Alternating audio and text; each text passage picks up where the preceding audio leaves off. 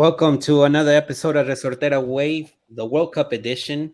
This is mainly as a conclusive type of episode after I don't even know how many games we've watched already, but it's been fun. The final will be Argentina, France, a representative from the Americas and the representative from Europe. I think um, it's a good it's good for the sport to have a representative from this side of the world and then also from Europe, where as we know, Champions League and all the competitions in UEFA have ultimately made those teams more powerful, more competitive overall. But I think, surprise, surprise, look at what Morocco did. I think also the wins that Japan also had in their group stage, I think, were very remarkable. Australia also put up a good battle, I think, in that sense. I think it was a good World Cup overall South Korea too. for Asia. No, no, Oscar. I think that we mentioned it in past episodes, but I think it was a well-rounded performance for that confederation. First of all, ¿cómo estás, Oscar? Good to have you. Lots of games, no? Yeah, Nayib, I think so. We're at 62 games at total, right? I think it's supposed to be 64. 63 is on Saturday for third place, and then the final 64. So I haven't got to watch all 62, but I definitely watched a good handle. But everything's good over here, Nayib. Thanks Yeah. for So inviting. yeah. So I mean, I think today what we're gonna do, we're gonna go over your best 11, and then over my best 11. Well, before we're gonna put your lineup first, and then explain a little bit why it was so hard to make the best 11 from your end, Oscar. So we're Yeah, gonna. So here I we couldn't have it. pick No, 11, guys. Right away, you could see I couldn't pick 11. I mean, but I think it is. I mean, I find it interesting. I mean, so you went with three in the back. You basically went five, and then two on the top. No, the 3-5-2. It depends, Nayib. I could really play around with this. I could put three up front too, and then just have a four midfield as well. I mean, because if you looked at how Brazil played, they basically played with three in the back the entire time Yeah, in their participation. But for me, I was telling you off air, it's hard to measure and rate just players who are in the quarterfinals and semifinals, and they just ignore the first four games, especially the group games, and then the round of 16. Like yeah. that, there's a reason why I put Yoshida there. Bundesliga player, was the leader of that back line for me for Japan, and I think he just had like a certain structure um, to that Japan team, and what made him had a really successful run at the World Cup, even though they crashed out in the round of 16. But Yeah. people forget it was on penalties as too, and Croatia just that's more experience there. That's the way they lost. And then the other one was Souder from Australia, which for me he was their game. I only saw two Australia games, but the Argentina game really stood out for me in general because Yeah. I know I kind of said it jokingly to you off air, but I think Australia is still the toughest opponent. Argentina struggled in the knockout stage, without a doubt, by far too. They contain Messi the best, and him for his size, length, Naive. I don't know if you saw him or paid any attention. He's around 6'6", 6'7", Yeah. and the composure, the agility that he has for a center back, the ball control, and just the pace he had on him. I thought he was really, really impressive overall. Yeah, I think Um, with that center back, Oscar. Today I was looking at episodes going on from Spain specifically. I've always been a big fan of the journalists from over there and how they analyze the game. Of course, we know that Spain had an early exit, but Axel Torres, who is someone that I look up to a lot, and I always try to listen to what he says. He brought him up in his best 11, the Australian center back, and that's where the name first came up. And I was like, because I'll be honest with you, I didn't really see Australia oh, in this World Cup. I know the results were positive, but this was just me too. It was just my gut instinct what I saw yeah, too. yeah, So that's no, good. no, and then he did explain that. I mean, it was the agility, the sort of movement, and how he kept solid that back line. And like you said, I mean, when you look how easy Argentina cruised through Croatia in the In other in the in the legs. semis, it's a big feat from Australia to contain them, and I think that was pretty special. So here, I'm intrigued. Why Conate? Because this is one of your. So technically, there's no competition around Conate. It's Conate, no? Yeah. So it was either him or Upamecano. Ajá, Upamecano, yeah, from both RB Leipzig, no? Conate Hmm. also Yeah. came So from there, and, it was and either gonna Upamecano. be him, my undisputed, or Upamecano, like I mentioned, or someone. Este de Morocco is Saiz, I think. Yeah, I yeah, the don't know how to pronounce captain. his name. Yeah. Hmm. Pero want you to put into context, Nate, even though I understand they only got one goal scored on, and was it Canada that scored on them, I think, Yeah. throughout until the last recent game? I just do think the collective effort of Morocco and then also their opposition not taking, like, I was just seeing over again the Spain Morocco game. Spain should have won. They Yeah, just yeah, didn't yeah. No, take their no, no. chances. But in terms of, like, if you look at that compared to another team before their exit, Brazil, when teams went onto the transition with Brazil, they couldn't get broken down, and that was why Thiago Silva was so instrumental to me. Yeah. So I still think the defense of Brazil, even though they got knocked out early, was still way more impressive than Morocco's. Yeah, when I look at, especially midfield, even goalkeeper, you were between Livakovic or Bono, but I think the presence of Morocco, no, it's there, no, you can't really ignore how impressive it was. Especially, you have Unahi there, who is probably one of the surprise plays for Angers and Ligue 1 in France, and Angers is currently the last place in France. So it's amazing, the story, and also with the way that he moved, with the ball, without the ball as well. Amrabat, you have him there as well. Hmm. Um, But the thing was, Modric. Amrabat too. Yeah, say what Amrabat. No, no, go ahead, go ahead. What were you saying there? No, no, the mixture there, it was the Unahi, Modric is also in the mix there, but I mean, say what you were gonna say about Amrabat, because Amrabat is in my best 11. So Amrabat, to me, I think we also spoke to this off air, throughout the World Cup cycle, where he's had an impeccable World Cup. Now, more importantly, the knockout stages, I think he stood out more.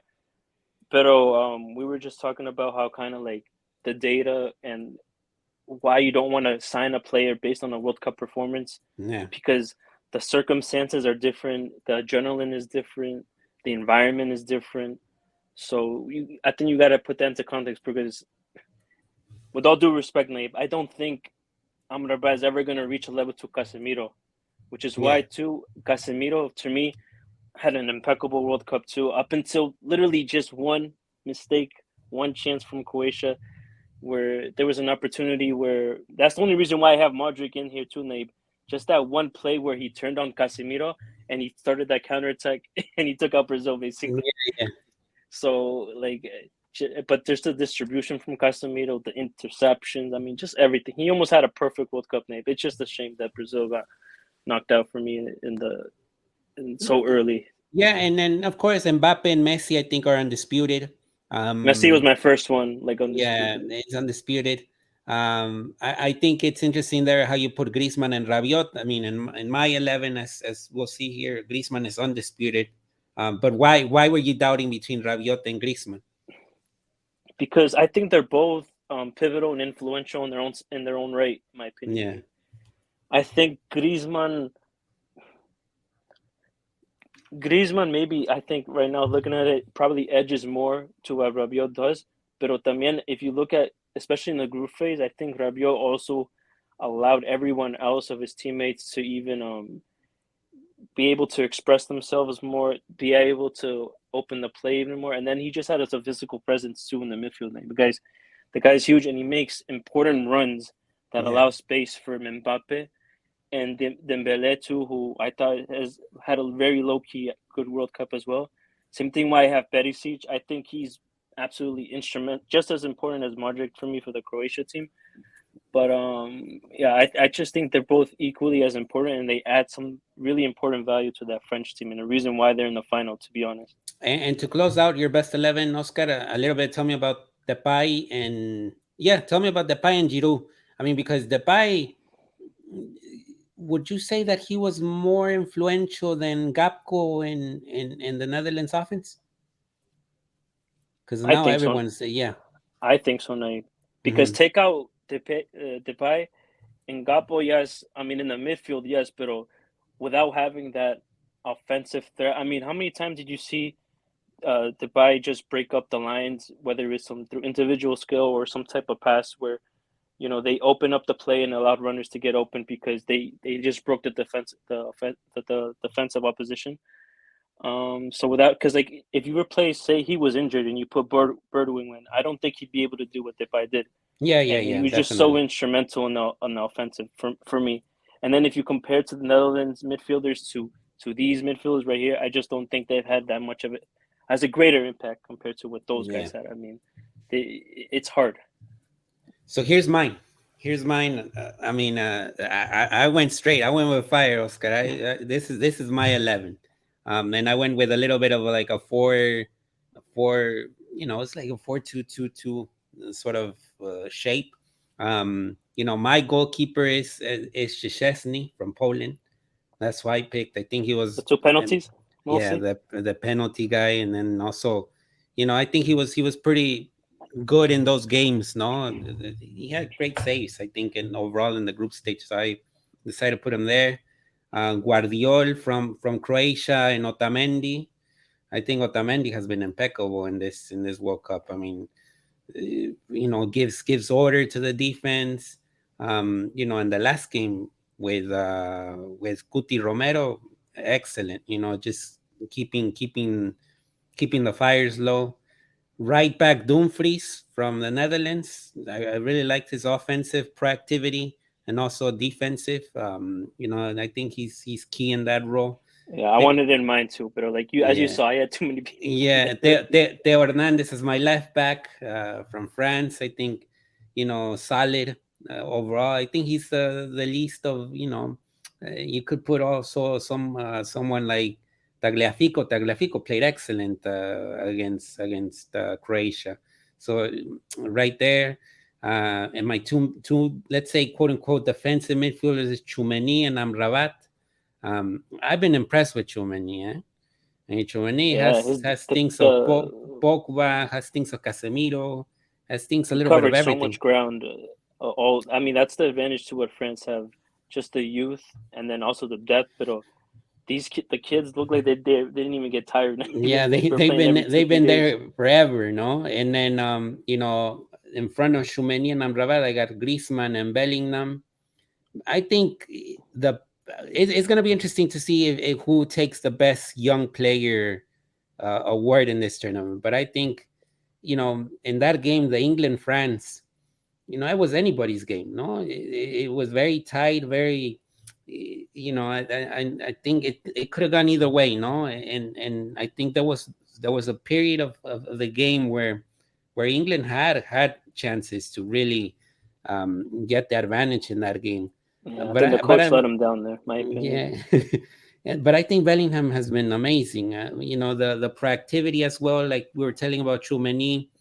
I think more Bellingham is more offensive, so he can cover any ground as a striker, right winger, left winger. But I think the capabilities in the midfield are extraordinary. Yeah, It's just massive. And then up top is Messi and Mbappe. I mean, how I can just don't. you can't I yeah. mean, Messi has 5 goals. I know 3 of them have been PKs, but the influence, the assist. Mbappe, I think the round of 16 match against Poland. I think that was his big moment, and we'll see what happens in the final. I think he's definitely have to step up. Has to have a more influential role. I think in the offense, if France will end up winning this whole thing. But I decided to put those up there. In my opinion, and this is my opinion, Oscar, but I think Griezmann has been the best player in the tournament. And this is I know that Messi has had great genius flashes, But I think, I don't know if you noticed this, but in the Morocco game, there was instances where Griezmann was basically a five, no, like basically coming in and supporting the center backs, and Yeah, there uh, was uh, one big tackle, he interception. Sorry, he had yeah, in that game that prevented a goal. I remember. yeah. So I think, in my opinion, that has been impeccable, sort of tournament from Griezmann. The total opposite of what he's shown in Atleti. Well, Naib, that can go even to the Morocco team in general. A lot of them Yeah. don't even play if they do play in Europe, they're not starting. Like the delantero from Sevilla who And scored against Neserri, Portugal. ¿no? Guy hasn't Neserri. played a game all season and takes out Portugal like that. Compared to like a lot of Portugal players are on form. I was gonna ask you this, Naib. Yeah. I don't mean to cut you off, but have you noticed the Manchester City players and kind of the drop of level in it? Not drop of level, but they definitely don't look comfortable in their national team settings because they have to play a different role. Like for example, for Bernardo Silva, he doesn't look Yeah. like the Bernardo Silva from City. Same thing with Ruben Diaz, Rodri from Spain. He was playing center back.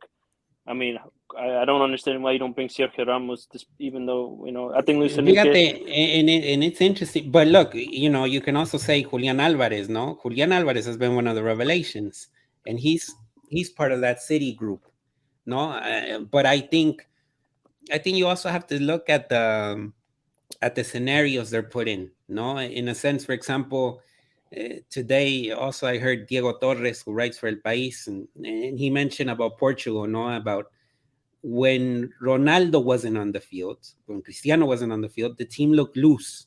There was more connection with the ball. There was more fluidity. That's why they whooped Switzerland. The epic apparition of Gonzalo Ramos. But it was, and that's the best game from Bernardo Silva, by the way, in the World Cup, because there was more freeway, more leeway to arrive in the area. And what happened when Cristiano was put on display, it was the long ball. No, it was direct play. Try to find him in the air. There wasn't that much fluidity going on the ground, and I think that's one of the things that really messed up Portugal. Um, and it says a lot about the World Cup. Whenever the World Cup happens, I think national teams have to have an identity of how they want to play. Morocco was successful because Regragui, the coach, let me see if I'm saying the name right. Regragui, yeah, Walid Regragui.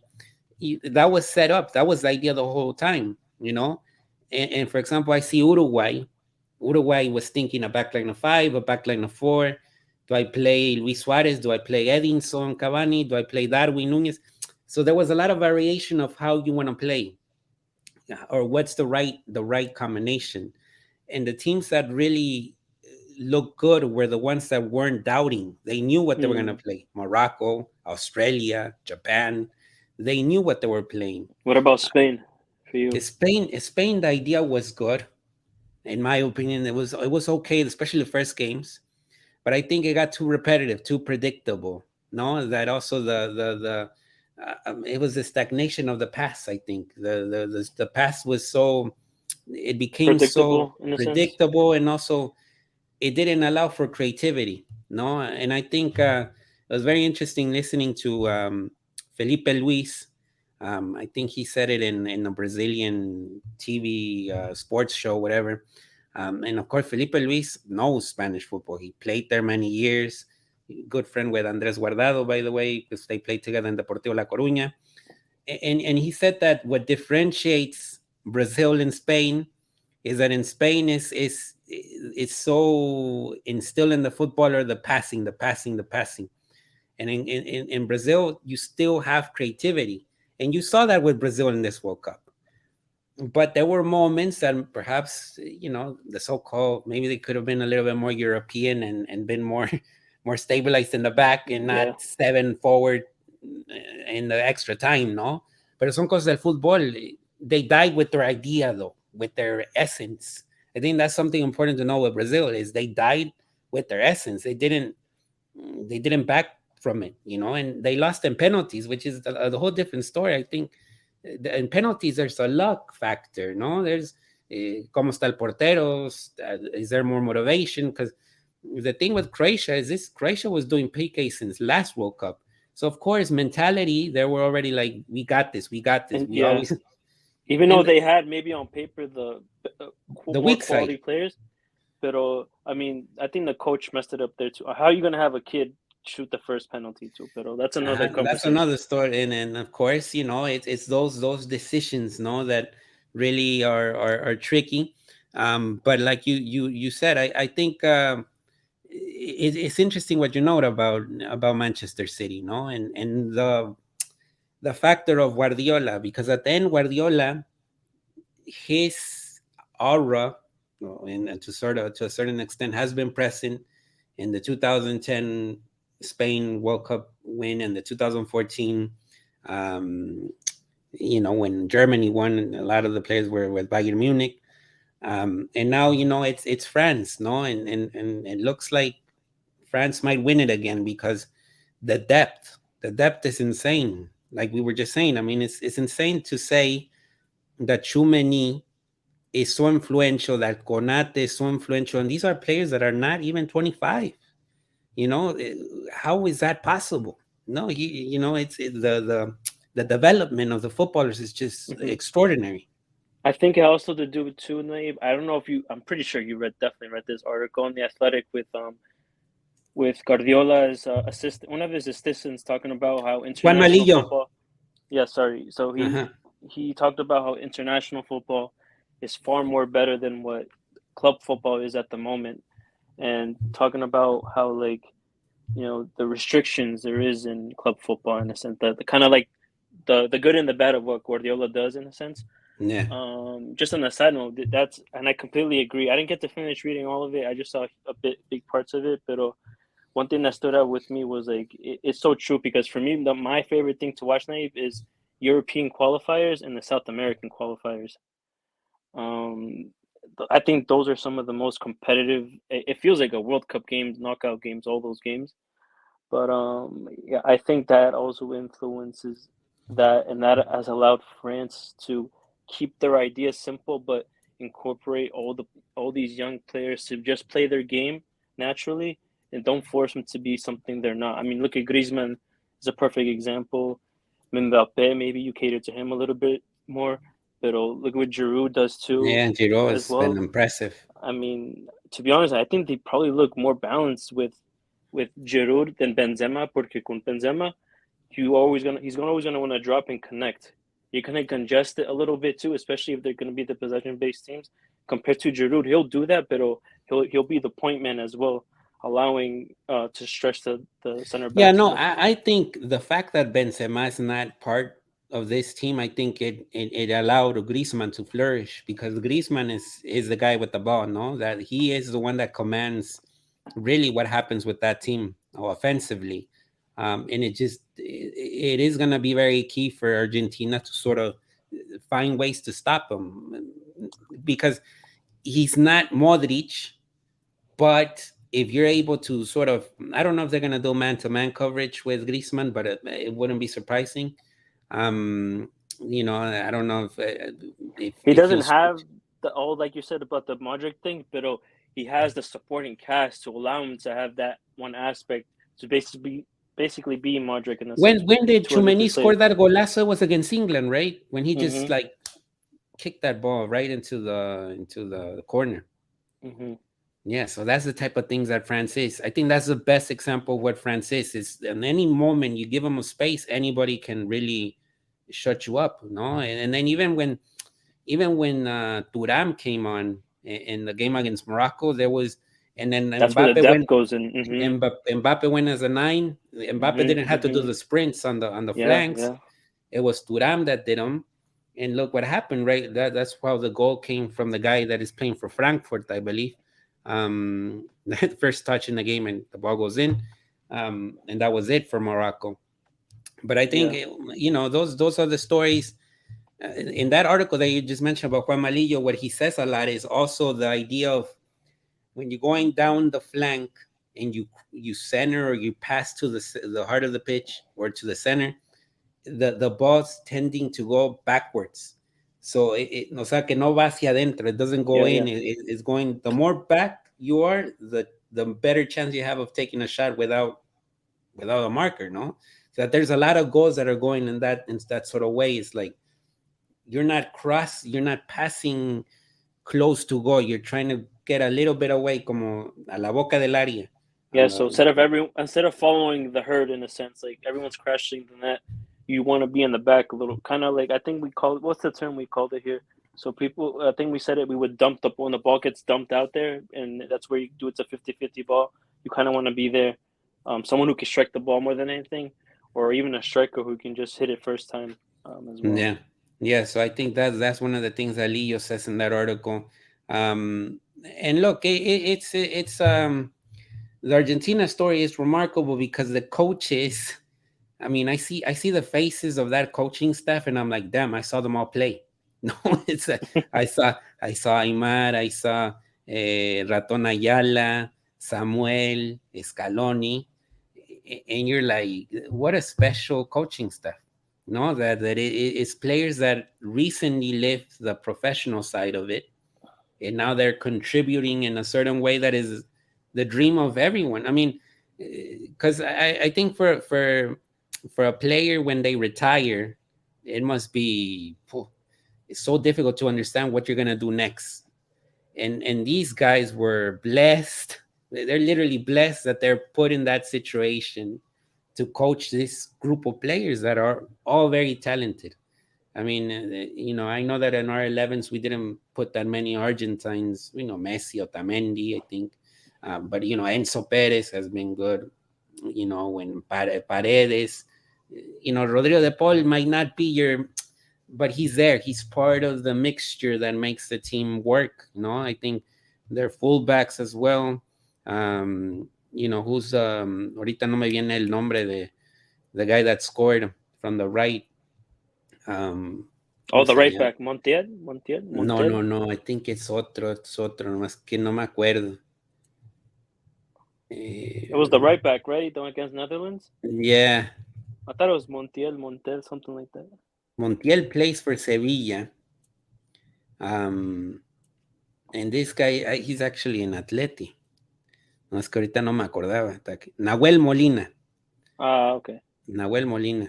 So, but yeah, I think that's what I take from the World Cup. No, I think Morocco left an impeccable, uh,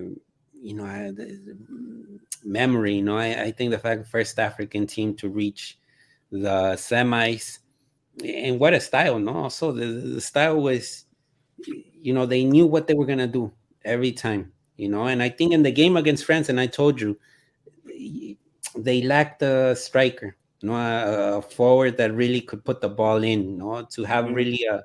The final bit of quality in a sense. Yeah, and Siri is good. I mean, I remember I follow Nesiri since his Leganés days, and from Leganés he went to Sevilla.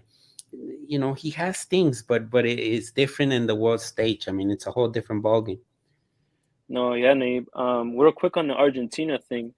More than anything, why I just didn't include much Argentines, and then Scaloni and everything. I mean, credit due or credit's due, but I just do think, in my opinion, to be quite blunt, I think Argentina is in the position they are in more than anything because of Messi. In my opinion, Yeah, just the stamp that he does. You combine that with 10 guys who are gonna die for you, like literally die for. I mean, what the meme of Paredes being his bodyguard, that's completely true. Because I think that's really truly the case. Because tactically, Nate, let's be honest, Scaloni's not doing anything exceptional or great. I mean, the yeah, guys lost against Saudi Arabia, where you saw they were playing a high line. I think a more experienced manager would have dealt with that a lot quicker. You would have put Julian Alvarez real quick and told them the time his runs correctly, and they're winning 2-0 easily by the second half. And then the other thing I was gonna say, what was I gonna say? I forget what I was gonna say, but no, yeah, but I hopefully I think, can find look, it. with Argentina, like I said, Alvarez has been really fun to see because he has understood the role to play close to Messi in the attack, in the attacking third. No, and I think the runs that he made against Croatia were just fantastic. No, of course they led to goals and everything, but just knowing where when to make the runs and where to make the runs. I think That's true. that's what makes Julian very very impressive. And Definitely. in many best 11s he'll be there because I mean he scored what 4 goals I believe already. And so Really? Four? 4 I believe already. Wow. I might be incorrect. Maybe if you're watching this, let's check to make sure. No, nomás FIFA World Cup top goal scores. Nomás para darnos cuenta. But yeah, for me, he has been one of those, a top. Pleasant Yeah, surprise. Julian has 4 already, Because bro. I Giroud because I has gotta give 4. him because I gotta give him credit. Was it against the Netherlands where he scored, or no, Croatia? Sorry, was when he scored that crazy half run. Even Yeah, though yeah. Messi kind of he drove Messi-esque. everyone in. He took that little pass, but the little touch and that allowed him to escape. Like replace him with Lautaro Martinez. I don't think he does that. So fair play. Yeah, yeah, yeah. No, and it's special. I mean, Manchester City has Erling Haaland as their star striker, and the guy right behind him is Julian Alvarez. So it's like it's a perfect world for Pep Guardiola. Um, what is your prediction for the final, Oscar? Do you think France is gonna win? My head says France. It's an easy blowout. To be honest, not a blowout, but like a convincing win more than not. Like if boxer analogy, unanimous decision.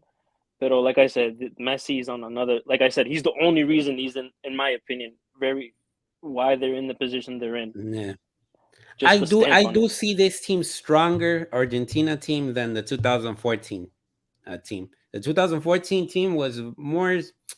I think it was more relying on Messi in a sense. This one, the Julian Alvarez addition, the fullbacks have been responsive. It's going to be interesting to see if he picks Tagliafico or That'd be Acuna, interesting because or if he goes with, I know Molina will go on the right for sure. But on the left, I think there's a chance that he selects Acuna over Tagliafico. Um, and we'll see from there. No, but I do sense a win from France, from my opinion as well. I'll buy it because it's such a complete team, and it just it is. understands a little bit the dynamics of of this short tournament scenario, no, how to play these short tournaments, similar to how Real Madrid plays in Champions League. Is France is very similar in the capacity of their players. And then they just have the depth too, Naive. Depth. They It's have just the that, but it's going to be interesting to see, for example, if Argentina scores first. How does France react? You know, you want to see France get some punches as well, which is something that hasn't happened that much in this World Cup. No, that and the England showed a little bit. I think a little bit of worry. That's one of the things that impressed me about France in the England game is that France was able to take the hits from England, and they just took them, and then whenever they had to resolve things, they resolved them. So we'll see what that happens with the World Cup. But I didn't want to close this Resortera wave episode, Oscar, without talking about this rumor. Luis Suarez might be going to Cruz Azul. What are your thoughts? Your initial thoughts on that rumor? if I was a little bit younger, Naive, I'd be excited. But just knowing the history of Cruz Azul, I mean, we at the end of the day, we Luis Suarez as an advanced age now, where like injuries are just Yeah, yeah, they're just a presence now. It's just what it is. Even you saw it even when he just won the Liga with Atletico de Madrid. He missed like that later half of the season because of injury. Um, Maybe the Liga MX schedule. I mean, it would permit him to be more healthy. But if we get him, man, this would probably be our biggest signings. God knows how long. since Chelito, maybe. No, I don't think so. Maybe I'm biased, but Yeah, but what I'm it's worried. because I mean because this is a guy that's won Champions League, that won La It's because Liga, yeah, yeah. so He it's not your typical without a doubt. extranjero sign. And of course, a lot of people are gonna say, well, ya está retirado, and he's old. But I remember when Bam Bam Zamorano came to America. You know, I wouldn't say he was around the same age that Luis Suarez has now. No, that so it's I think for Cruz Azul it will be magnificent. Because it will kind of generate a little bit of um, interest. It will also gain interest in the league, of course, to Yeah. have someone like him arrive. Um, but there was always that rumor, for example, from Uruguay, that Diego Forlan was gonna play in Mexico at one point, and he never did. Um, so I mean, I think it makes kind of at the end it's gonna be Luis Suarez, the Uruguayan, that's gonna play in Yeah. Liga MX, hopefully. Yeah. Um, but It's the injuries for me, the Nayib. Like injuries, I, and I, then I don't want like a Roque Santa Cruz situation where we yeah. had. He was probably the biggest signing that we got in a long time too, and he was just damaged goods at the end of the quality was there, but the guy was always injured is the issue, Yeah, which is that's I'm worried another about thing. Luis Suarez. And also you gotta see the altitude situation, and how that's gonna affect them. Um, also the coaching. Potro Gutierrez is a coach. How is he gonna sort of, you know, uh, run This that is in his the first. locker This room? is basically his first His big go first up to, season. which Yeah. is So it's a big test to bring someone with his stature and his history, and build something, no? So we'll see how that goes. Um, Resortera Way. This is the last Resortera Way World Cup edition. I hope you enjoyed it. This is also the last episode of 2022. We'll come back in 2023. To everyone that listened, because I know we did this sort of crazy. We did this podcast, and then we moved to YouTube. If you watched or you listened, really appreciate it. Thank you also, Oscar, for joining me on this, sort of adventure, whatever venture that we're doing. Mixing it up a little bit, and hopefully in 2023 we'll be able to continue on and give more videos going, no, and talk about football mexicano, and then also, whatever gets our attention from the international football, like this episode in particular. We didn't mention. I think we only mentioned Guardado. That's it, because Guardado played with Felipe Luis yeah. and Let's Deportivo leave La it at Coruña. that. Let's Yeah, leave it yeah. like that because it's a can of worms right now. To be Yeah, honest, yeah, since nah. the So we'll elimination. be back. We'll be back next year in 2023. We hope that you have a Merry Christmas. We hope that you have a Happy New Year. Eat a lot of tamales, eat a lot of drink a lot of champurrado, Pozole. pozole, all the food that Birria, you can. Naive. I don't know. I know you're not a Guadalajara native, but birria from me from Guadalajara Birria, is birria, it's amazing. Enjoy the time with friends and family. I think this is a nice time of the year to just, you know, chill, have some drinks, um, parrandear. I think that's pretty obvious. So yeah, thank you, Oscar. Any closing thoughts? no, yeah. Thanks, Naive. This is has been fun. Hopefully the Mexican game could have gone a little bit better, but overall, Naive, despite all the controversy of this World Cup, like in and out, everything, it has been a very. I enjoyed it a lot. I enjoyed it with especially mixing in with the holidays, like especially if you live in America. The Yeah, yeah, yeah. Thanksgiving, that Thanksgiving weekend was awesome. But I'm also excited for the next one. It's going to be in the summer again. But thank you again.